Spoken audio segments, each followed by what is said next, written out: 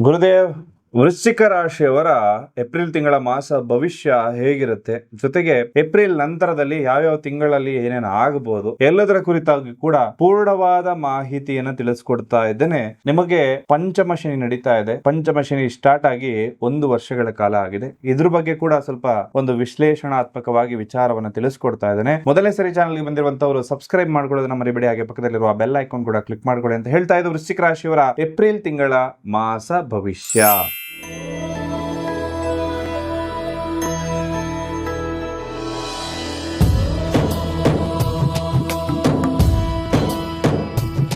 ಹಣಕಾಸು, ಮದುವೆ, ದಾಂಪತ್ಯ, ಪ್ರೀತಿ ಪ್ರೇಮ ಸಮಸ್ಯೆಗಳು, ಜೀವನದಲ್ಲಿ ನೆಮ್ಮದಿ ಇಲ್ಲದಿರುವುದು, ವ್ಯಾಪಾರ ಅಭಿವೃದ್ಧಿ, ಮನೆಯ ವಾಸ್ತು ಹಾಗೂ ಇನ್ನಿತರ ಸಮಸ್ಯೆಗಳಿಗೆ ಶಾಸ್ತ್ರೋಕ್ತ ಮತ್ತು ಶಾಶ್ವತ ಪರಿಹಾರವನ್ನ ತಿಳಿಸಿಕೊಡುತ್ತಾರೆ. ಗುರೂಜಿಯವರ ಅಪಾಯಿಂಟ್ಮೆಂಟ್ಗಾಗಿ ಕರೆ ಮಾಡಿ. ಏಪ್ರಿಲ್ ತಿಂಗಳ ಗ್ರಹಗಳ ಸಂಚಾರ ಹೇಗಿರುತ್ತೆ ಅಂತ ಹೇಳಿ ತಿಳಿಸ್ಕೊಡ್ತಾ ಇದ್ದೇನೆ. ಇದರಿಂದಾಗಿ ನಮ್ಮ ರಾಶಿಗೆ ಯಾವ ರೀತಿ ಒಂದು ಬದಲಾವಣೆಗಳಾಗುತ್ತೆ ಅಂತಕ್ಕಂಥದ್ದನ್ನ ಕೂಡ ನೋಡೋಣ. ಮೊದಲನೇದಾಗಿ ಏಪ್ರಿಲ್ 2ನೇ ತಾರೀಕು ಕುಜಗ್ರಹದ ಸಂಚಾರ ಇರ್ತಕ್ಕಂಥದ್ದು ಮೀನರಾಶಿಯ ಪ್ರವೇಶ ಆಗುತ್ತೆ. ಏಪ್ರಿಲ್ 11ಕ್ಕೆ ಬುಧಗ್ರಹ ಮೀನರಾಶಿಯ ಪ್ರವೇಶವನ್ನ ಮಾಡುತ್ತೆ. ಈಗಾಗಲೇ ಅಲ್ಲಿ ಶನಿಗ್ರಹ ಕೂತಿರ್ತಕ್ಕಂಥದ್ದು. ಇದರಿಂದಾಗಿ ಒಂದು 3 ಗ್ರಹಗಳ ಸಂಯೋಗ ಅಂತಕ್ಕಂಥದ್ದು ಮೀನರಾಶಿಯಲ್ಲಿ ಆಗುತ್ತೆ. ಮಂಗಳ, ಬುಧ ಮತ್ತು ಶನಿಗ್ರಹ ಇದು ಬಂದು ತ್ರಿಗ್ರಹಿ ಯೋಗ ಅಂತಕ್ಕಂತಹ ಯೋಗವು ಕೂಡ ಬರುತ್ತೆ. ಇದರಿಂದಾಗಿ ನಿಮ್ಮ ಜೀವನದಲ್ಲೂ ಕೂಡ ಅನೇಕ ಬದಲಾವಣೆಗಳಂತಕ್ಕಂಥದ್ದು 100% ಆಗುತ್ತೆ. ಜೊತೆಯಲ್ಲಿ ಏಪ್ರಿಲ್ 14ಕ್ಕೆ ಮೇಷರಾಶಿ ಪ್ರವೇಶವನ್ನ ಸೂರ್ಯಗ್ರಹ ಮಾಡ್ತಕ್ಕಂಥದ್ದು. ಶುಕ್ರನ ಸಂಚಾರ ಏಪ್ರಿಲ್ 19ಕ್ಕೆ ವೃಷಭ ರಾಶಿಯಿಂದ ಆಗುತ್ತೆ. ಹಾಗೆ ಇದಿಷ್ಟು ಈ ಒಂದು ಮಾಸದಲ್ಲಿರ್ತಕ್ಕಂತಹ ಗ್ರಹಗಳ ಸಂಚಾರ ಫಲ ಆಗಿತ್ತು. ಇದರಿಂದಾಗಿ ನಮ್ಮ ಜೀವನದಲ್ಲಿ ಏನೇನು ಬದಲಾವಣೆಗಳಾಗುತ್ತೆ ಎಲ್ಲವನ್ನ ಕೂಡ ಪರಿಪೂರ್ಣವಾಗಿ ನೋಡ್ತಾ ಹೋಗೋಣ. ಜೊತೆಯಲ್ಲಿ ವಿಶೇಷವಾಗಿರ್ತಕ್ಕಂತಹ ಒಂದು ತಂತ್ರವನ್ನ ಕೂಡ ತಿಳಿಸ್ಕೊಡ್ತಾ ಇದ್ದೇನೆ. ನಿಮಗೇನಾದ್ರೂ ರಿಲೇಶನ್ಶಿಪ್ ಅಲ್ಲಿ ಪ್ರಾಬ್ಲಮ್ ಆಗ್ತಾ ಇದ್ರೆ, ಗಂಡ ಹೆಂಡತಿ ನಡುವೆ ಸಮಸ್ಯೆ ಆಗ್ತಾ ಇದ್ರೆ, ನೀವು ಇಷ್ಟಪಟ್ಟವರು ಅಥವಾ ನಿಮ್ಮ ಅಣ್ಣ ತಮ್ಮ, ಅಕ್ಕ ತಂಗಿ, ಅಪ್ಪ ಅಮ್ಮ ಯಾರ ಜೊತೆ ಆದ್ರೂ ಮಾತನ್ನ ಬಿಟ್ಟಿದ್ರೆ, ಸ್ಪೆಷಲ್ ಆಗಿ ಮಾತನ್ನ ಬಿಟ್ಟಿದ್ರೆ ಅದಕ್ಕೆ ವಿಶೇಷವಾಗಿರ್ತಕ್ಕಂತಹ ಪರಿಹಾರವನ್ನ ಕೂಡ ತಿಳಿಸ್ಕೊಡ್ತಾ ಇದ್ದೇನೆ. ಪ್ರೀತಿ ವಿಶ್ವಾಸ ಅಂತಕ್ಕಂಥದ್ದು ಇಬ್ಬರ ನಡುವೆ ಕೂಡ ಹೆಚ್ಚಾಗ್ಲಿಕ್ಕೆ ಈ ಒಂದು ತಂತ್ರದ ಉಪಯೋಗವನ್ನ ನೀವು ಮಾಡಬಹುದು. ಯಾವುದೇ ಒಂದು ಜಗಳ ಆಗಿದ್ರು ಕೂಡ ನಿಮ್ಮೊಂದು ಲೈಫ್ ಪಾರ್ಟ್ನರ್ ಜೊತೆ ಏನೋ ಒಂದು ಕಾರಣಕ್ಕೆ ಜಗಳ ಆಗಿರುತ್ತೆ, ಒಂದು ಕ್ಷುಲ್ಲಕ ಕಾರಣಕ್ಕೆ ಜಗಳ ದುಡೋದಾಗಿರುತ್ತೆ, ಅಥವಾ ಡೈವರ್ಸ್ ಹಂತದವರೆಗೆ ಹೋಗಿದ್ರು ಕೂಡ ಒಂದು ಮಾತುಗಾರಿಕೆಯಲ್ಲಿ ಆ ಪರಿಹಾರ ಆಗ್ತಕ್ಕಂಥದ್ದನ್ನ ಸುಲಭವಾಗಿರ್ತಕ್ಕಂತಹ ತಂತ್ರವನ್ನು ತಿಳಿಸ್ಕೊಡ್ತಾ ಇದ್ದೇನೆ. ವಿಶೇಷವಾಗಿ ಇದನ್ನ ನೀವು ಮಾಡಬಹುದು ಹಾಗೂ ಪರಿಹಾರವನ್ನು ಕೂಡ ಪಡ್ಕೊಳ್ಳಬಹುದು. ಇದನ್ನ ಭಾನುವಾರದ ದಿನ ಯಾರಾದ್ರೂ ಮಾಡ್ಕೊಳ್ಬೇಕಾಗತ್ತೆ. ಭಾನುವಾರದ ದಿನ ಒಂದು ಕೆಂಪು ವಸ್ತ್ರವನ್ನ ತೆಗೆದುಕೊಂಡು ಅದರ ಮೇಲೆ ರಾಜಮೋಹಿನಿ ಬೇರನ್ನು ತಗೋಬೇಕು. ಒಂದು 5 ರಾಜಮೋಹಿನಿ ಬೇರು ಹಕ್ಕಂ ಬುಕ್ಕಂ ಅಂತ ಸಿಗುತ್ತೆ. ಹಾಗೆ ಮಯೂರ ಶಿಕೆ ಅಂತಕ್ಕಂಥದ್ದು, ಜೊತೆಯಲ್ಲಿ ಮೋಹಿನಿ ಬೀಜ, ಬಿಳಿಯ ಸಾಸಿವೆಯನ್ನ ತೆಗೆದುಕೊಂಡು ಈ ತಂತ್ರವನ್ನ ಮಾಡಬೇಕಾಗತ್ತೆ. ಎಲ್ಲವನ್ನ ಕೂಡ ಒಂದು ಹಿಡಿ ಅಥವಾ ಒಂದು ಮುಷ್ಟಿಯಲ್ಲಿ ನಿಲ್ಲುವಷ್ಟೇ ಅಂಶ ಉಳ್ಳಂತದ್ದನ್ನ ಹಾಕಬೇಕಾಗತ್ತೆ. ಇದನ್ನ ಕೆಂಪು ವಸ್ತ್ರದಲ್ಲಿ ಕಟ್ಟಿ ಅದಕ್ಕೆ ಗಂಟನ್ನ ಹಾಕಿ ಒಂದು ಕರ್ಪೂರ ಕಡ್ಡಿಯನ್ನ ತೋರಿಸ್ಕೊಳ್ಬೇಕು. ಹಾಗೆ ಯಾವ ವ್ಯಕ್ತಿ ನಿಮ್ಮ ಜೊತೆ ಮಾತಾಡಬೇಕಲ್ಲ ಅವರನ್ನ ನೆನೆದು ವಿಶೇಷವಾದ ಒಂದು ಮಂತ್ರವನ್ನ ತಿಳಿಸ್ಕೊಡುತ್ತೇನೆ. ಆ ಮಂತ್ರವನ್ನ ತಾವೆಲ್ಲರೂ ಕೂಡ ಜಪ ಮಾಡ್ಕೊಳ್ಬೇಕಾಗತ್ತೆ. ಆ ಮಂತ್ರ ಏನಪ್ಪಾ ಅಂತಂದ್ರೆ ಓಂ ಹ್ರೀಂ ಹ್ರೂಂ ವಿತ್ಪಾಯೇ ಸ್ವಾಹ. ಈ ಮಂತ್ರವನ್ನ 108 ಬಾರಿ ಜಪ ಮಾಡ್ಕೊಳ್ಬೇಕು. ಈ ತಂತ್ರವನ್ನ 21 ದಿನ ನಾವೆಲ್ಲರೂ ಮಾಡ್ಕೋಬಹುದು. ಹಾಗೆ ಇದು ಯಾವುದೇ ಒಂದು ವಶೀಕರಣ ಪ್ರಯೋಗ ಅಲ್ಲ. ಗಂಡ ಹೆಂಡತಿ ನಡುವೆ ಒಂದಷ್ಟು ತುಂಬಾ ಪರಿಹಾರ ಆಗದೇ ಇರುವಂತಹ ಸಮಸ್ಯೆಗಳಿದ್ದಾಗ ಕೆಲವೊಂದು ವಶೀಕರಣ ಪ್ರಯೋಗವನ್ನ ಮಾಡಿ ಪರಿಹಾರ ಮಾಡಿಕೊಳ್ಳಬಹುದು. ಆದ್ರೆ ಇದು ಸುಲಭವಾಗಿ ಆಕರ್ಷಣಾ ಪ್ರಯೋಗ ಆಗಿರುತ್ತೆ. ಅಂದ್ರೆ ಮಾತು ಬಿಟ್ಟವರಿಗೆ, ಇನ್ನೊಂದ್ಸರಿ ಹೇಳ್ತೇನೆ, ಮಾತಾಡ್ತಾ ಎಲ್ಲ ಜಗಳ ಆಗಿದೆ ಅಂದಾಗ ಮಾತ್ರ ಈ ಪ್ರಯೋಗ ವರ್ಕ್ ಆಗುತ್ತೆ. ಅದರಲ್ಲೂ ಕೂಡ ರಕ್ತ ಸಂಬಂಧಿಗಳಿಗೆ ಮಾತ್ರ ಈ ಪ್ರಯೋಗ ಅಂತಕ್ಕಂಥದ್ದು 100% ರಿಸಲ್ಟ್ ಅಂತಕ್ಕಂಥದ್ದನ್ನ ಕೊಡುತ್ತೆ. ಹಾಗೆ ಇದು ಯಾವುದೇ ಒಂದು ಕೆಟ್ಟ ಕೆಲಸಗಳಿಗೆ ಉಪಯೋಗಿಸಬಾರದು ಅಂತಕ್ಕಂಥ ವಿಶೇಷ ಮಾಹಿತಿಯನ್ನ ನಿಮಗೆ ತಿಳಿಸ್ತಾ ಈ ತಂತ್ರವನ್ನ 20-21 ದಿನಗಳ ಕಾಲ ಮಾಡಿ ಆ ನಂತರದಲ್ಲಿ ಹರಿಯುವಂತಹ ನದಿಗೆ ಗಂಟನ್ನ ಹೋಗಿ ನೀವು ಬಿಡಬೇಕಾಗತ್ತೆ. ಅಷ್ಟರಲ್ಲಿ ಅವರು ಮಾತಾಡೋದಕ್ಕೂ ಕೂಡ ಪ್ರಾರಂಭ ಆಗ್ತಾರೆ. ಸಣ್ಣ ಪುಟ್ಟ ಸಮಸ್ಯೆಗಳಿದ್ರೆ ಪರಿಹಾರವೂ ಕೂಡ ಆಗುತ್ತೆ. ಈ ಸುಲಭವಾದ ಪ್ರಯೋಗವನ್ನು ಮಾಡಿ ನೀವು ರಿಸಲ್ಟ್ ಅನ್ನ ಕಂಡುಕೊಳ್ಳಬಹುದು. ಹಾಗೆ ನಿಮ್ಮ ಭವಿಷ್ಯ ಏಪ್ರಿಲ್ ತಿಂಗಳಲ್ಲಿ ಹೇಗಿರುತ್ತೆ ಅಂತ ಹೇಳಿ ನೋಡೋಣ ಬನ್ನಿ.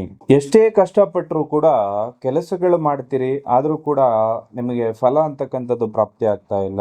ಕೆಲಸ ಮಾಡ್ತಾ ಇದೀರಿ ಆದ್ರೆ ತಕ್ಕ ಪ್ರತಿಫಲಗಳು ಪ್ರಾಪ್ತಿ ಆಗ್ತಾ ಇಲ್ಲ ಅಂದಾಗ ಇದಕ್ಕೆ ನಿಮ್ಮ ಶ್ರಮದ ಕೊರತೆ ಅಲ್ಲ, ನಿಮಗೆ ಲಕ್ ಅಂತಕ್ಕಂಥದ್ದು ಇಲ್ಲ ಅಂತ ಹೇಳಿ.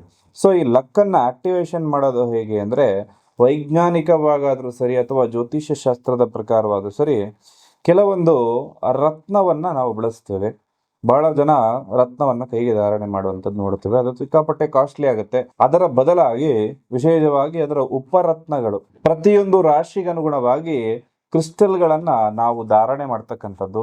ಇದನ್ನ ನಮ್ಮ ಎಡಗೈಯಲ್ಲಿ ಧರಿಸ್ಕೊಳ್ಳೋದ್ರಿಂದ ಅನೇಕ ರೀತಿಯ ಉಪಯೋಗಗಳಾಗುತ್ತೆ. ನಾವು ಯಾವ್ದಾದ್ರು ಒಂದು ಕಷ್ಟದಲ್ಲಿ ಸಿಕ್ಕಾಕೊಂಡಿದ್ರೆ, ಹಣಕಾಸು, ಆರೋಗ್ಯ, ವ್ಯಾಪಾರ, ವ್ಯವಹಾರ ಅಥವಾ ಪ್ರೀತಿ ಪ್ರೇಮ ಸಮಸ್ಯೆ, ಏನೇ ಸಮಸ್ಯೆ ಇತ್ತು ಅಂದ್ರೂ ಕೂಡ ಈ ಕ್ರಿಸ್ಟಲ್ಗಳನ್ನ ಎಡಗೈಯಲ್ಲಿ ಧರಿಸುವಂಥದ್ದು ನಮ್ಮ ರಾಶಿ ಹಾಗೂ ರಾಶಿಯ ಅಧಿಪತಿ ಜೊತೆಗೆ ಗುರುವಿನ ಬಲವನ್ನ ಕೂಡ ನಮಗೆ ನೀಡುತ್ತೆ. ಇದು ಯಾವುದೇ ಒಂದು ಖರೀದಿ ಅಲ್ಲ, ನಿಮ್ಮ ಜೀವನದ ಮೇಲೆ ನೀವು ಮಾಡುವಂತಹ ಇನ್ವೆಸ್ಟ್ಮೆಂಟ್ ಆಗಿರುತ್ತೆ. ಇದು ಕಸ್ಟಮೈಸ್ ಆಗಿ ಪ್ರತಿಯೊಂದು ರಾಶಿಗೂ ಕೂಡ ಮಾಡಿಕೊಡುವಂಥದ್ದು, 100% ರಿಸಲ್ಟ್ ಕೂಡ ಸಿಗುವಂಥದ್ದು.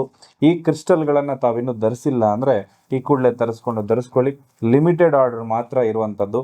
ಇದನ್ನು ತರಿಸ್ಕೊಂಡು ಸಾಧ್ಯ ಆದವರು ಹಾಕ್ಕೊಳ್ಳಿ. ಎಲ್ರಿಗೂ ಕೂಡ ಶುಭವಾಗಲಿ. ವೃಶ್ಚಿಕ ರಾಶಿಯ ಅಧಿಪತಿ ಕುಜಗ್ರಹ ಆಗಿರುತ್ತೆ. ಇದು ಅವರನ್ನ ಅಪ್ಪಟ ಹೋರಾಟಗಾರರನ್ನಾಗಿ ಮಾಡುತ್ತೆ. ಎಕ್ಸಾಂಪಲ್, ನಿಮಗೆ ಬಹಳ ಜನ ಸಿಗ್ತಾರೆ. ಅದರಲ್ಲಿ ವಿರಾಟ್ ಕೊಹ್ಲಿ ಅವರಾಗಿರ್ಬೋದು ಅಥವಾ ನರೇಂದ್ರ ಮೋದಿ ಅವರಾಗಿರ್ಬೋದು. ಇವರು ಸತ್ಯಕ್ಕಾಗಿ ಹೋರಾಡ್ತಾ ಇರ್ತಾರೆ, ಅನ್ಯಾಯವನ್ನ ಸಹಿಸೋದಿಲ್ಲ, ನಿಗೂಢ ಜ್ಞಾನವನ್ನ ಹೊಂದಿರ್ತಾರೆ. ಅಂದ್ರೆ ಯಾವುದೇ ಕೆಲಸ ಮಾಡ್ತಾ ಇದ್ರು ಕೂಡ ತುಂಬಾ ಶುಭವಾದ ರೀತಿಯಲ್ಲಿ ತುಂಬಾ ಯೋಚನೆ ಮಾಡಿ ಆ ಕೆಲಸವನ್ನ ಮಾಡ್ತಾ ಇರ್ತಾರೆ. ಹಾಗೆ ಈ ಒಂದು ರಾಶಿಗೆ 5ನೇ ಮನೆಯಲ್ಲಿ ಶನಿಗ್ರಹ ಇರತಕ್ಕಂಥದ್ದು ಬುದ್ಧಿಶಕ್ತಿಯನ್ನ ಪರೀಕ್ಷೆ ಮಾಡುವಂತಹ ಸಂದರ್ಭ ಇದಾಗಿರುತ್ತೆ. ನಿಮಗೆ ಶೇರ್ ಮಾರ್ಕೆಟ್ ಅಥವಾ ರಿಯಲ್ ಎಸ್ಟೇಟ್ ಅಲ್ಲಿ ಹೂಡಿಕೆ ಮಾಡಿತ್ತು ಅಂದ್ರೆ ಲಾಭದಾಯಕವಾಗಿರುತ್ತೆ. ಪಿತ್ರಾರ್ಜಿತ ಆಸ್ತಿ ವಿವಾದಗಳಿಂದ ಏನಾದ್ರೂ ನೀವು ತೊಡಗಿಕೊಂಡಿತ್ತು ಅಂದ್ರೆ ನಿಮ್ಮ ಪರವಾಗಿ ತೀರ್ಪು ಬರುವಂತಹ ಸಂದರ್ಭ ಈ ಏಪ್ರಿಲ್ ಮಾಸದಲ್ಲಿ ನೀವು ನಿರೀಕ್ಷೆಯನ್ನ ಮಾಡಬಹುದು. ಹಾಗೂ ನಿಮ್ಮ ಕೆಲಸದಲ್ಲಿ ನೀವು ಕೆಲಸ ಏನೋ ಮಾಡಿರ್ತೀರಿ, ಪೂರ್ತಿ ಎಲ್ಲ A to Z ನೀವು ಮಾಡಿರ್ತೀರಿ, ಆದ್ರೆ ನೀವು ಮಾಡಿದಂತಹ ಕೆಲಸದ ಕ್ರೆಡಿಟ್ ಅನ್ನ ಇನ್ನೊಬ್ರು ತೆಗೆದುಕೊಳ್ಳುವಂತಹ ಸಂದರ್ಭ ಇದಾಗಿರುತ್ತೆ. ಇದರ ಬಗ್ಗೆ ಸ್ವಲ್ಪ ಎಚ್ಚರಿಕೆಯಿಂದ ಇರಬೇಕಾಗುತ್ತೆ. ಸಾಫ್ಟ್ವೇರ್, ಮೀಡಿಯಾ, ಪೊಲೀಸು, ರಕ್ಷಣಾ ಕ್ಷೇತ್ರದಲ್ಲಿ ಇರುವವರಿಗೆ ಉತ್ತಮ ಏಳಿಗೆ ಈ ಮಾಸದಲ್ಲಿ ಖಂಡಿತವಾಗ್ಲೂ ಕಂಡು ಬರುತ್ತೆ. ಇನ್ನು ಪ್ರಮೋಷನ್ ಮತ್ತು ವಿದೇಶ ಪ್ರಯಾಣ ಯೋಗಗಳು ಬರುವಂತದ್ದು ಅಥವಾ ವೀಸಾ ಪ್ರಕ್ರಿಯೆ ಎಲ್ಲವೂ ಕೂಡ ನಡೆಯುವಂತಹ ಮಾಸ ಇದಾಗಿರುತ್ತೆ. ಜೊತೆಗೆ ಪಾರ್ಟ್ನರ್ಶಿಪ್ ಬಿಸ್ನೆಸ್ ಅಲ್ಲಿ ಏನಾದ್ರು ಇತ್ತು ಅಂದ್ರೆ ಸ್ವಂತವಾಗಿ ನೀವು ನಿರ್ಧಾರ ತೆಗೆದುಕೊಳ್ಳುವಂತಹ ಒಂದು ಪರಿಸ್ಥಿತಿ ಕೂಡ ಈ ಮಾಸದಲ್ಲಿ ಬರಬಹುದು. ಒಂದು ಜೂನ್ ತಿಂಗಳ ನಂತರದಲ್ಲಿ ಮನೆಯಲ್ಲಿ ಒಂದು ಮಂಗಳ ಕಾರ್ಯ ಆಗುವಂತಹ ಒಂದು ಸಂದರ್ಭಗಳು ಕೂಡ ಬರುತ್ತೆ. ಅದೆಲ್ಲದಕ್ಕೂ ಕೂಡ ಒಂದು ಪ್ರಾರಂಭ ಅಂತಕ್ಕಂಥ ಒಂದು ಶುಭ ಕಾರ್ಯ ಪ್ರಾರಂಭ ಆಗ್ಲಿಕ್ಕೆ ಈ ಮಾಸದಲ್ಲಿ ಒಂದು ಡಿಸ್ಕಷನ್ ಆಗುವಂತಹ ಸಂದರ್ಭ ಮನೆಯಲ್ಲಿ ಬರುತ್ತೆ. ಆಸ್ತಿ ಅಥವಾ ಸೈಟ್ ಖರೀದಿ ಯೋಗ ಏನಾದ್ರೂ ನೀವು ಹುಡುಕ್ತಾ ಇತ್ತು, ಬಹಳ ಟೈಮ್ ಇಂದ ಸೈಟ್ ಹುಡುಕ್ತಾ ಇದ್ದೀನಿ ಅಂದ್ರೆ ಒಳ್ಳೆ ಸೈಟ್ ಒಳ್ಳೆ ರೇಟಿಗೆ ಈ ಮಾಸದಲ್ಲಿ ಸಿಗುತ್ತೆ. ಇನ್ನ ಆರೋಗ್ಯದ ವಿಚಾರವಾಗಿ ಹೇಳೋದಾಯ್ತು ಅಂದ್ರೆ ಉಷ್ಣ ಸಂಬಂಧಿತ ಕಾಯಿಲೆಗಳು, ಅಸಿಡಿಟಿ, ರಕ್ತದೊತ್ತಡ ಕಾಡಬಹುದು. ಆದ್ದರಿಂದ ಸ್ವಲ್ಪ ಸಾಕಷ್ಟು ನೀರನ್ನ ಕುಡಿ, ಬೇಸಿಗೆ ಕೂಡ ನಡೀತಾ ಇದೆ. ಹಾಗೆ ವಿದ್ಯಾರ್ಥಿಗಳು ಏಕಾಗ್ರತೆಯ ಕೊರತೆಯನ್ನ ಈ ಮಾಸದಲ್ಲಿ ನಿರೀಕ್ಷೆ ಮಾಡಬಹುದು. ಶಾರ್ಟ್ ಕಟ್ ಅಲ್ಲಿ ಓದಿ ಏನಾದ್ರು ಮಾಡ್ತೀನಿ ಅಂತಂದ್ರೆ ಕಷ್ಟ ಆಗುತ್ತೆ. ಹಾಗೂ ಪರಿಹಾರಗಳಂತಕ್ಕಂಥದ್ದಿತ್ತು ಅಂದ್ರೆ ಸುಬ್ರಹ್ಮಣ್ಯ ಸ್ವಾಮಿ ದೇವಸ್ಥಾನಕ್ಕೆ ಪ್ರತಿ ಮಂಗಳವಾರ ಹೋಗ್ಬಿಟ್ಟು ಬನ್ನಿ. ಹನುಮಾನ್ ಚಾಲೀಸವನ್ನ ದಿನನಿತ್ಯ ಜಪ ಮಾಡ್ಕೊಳ್ಳಿ.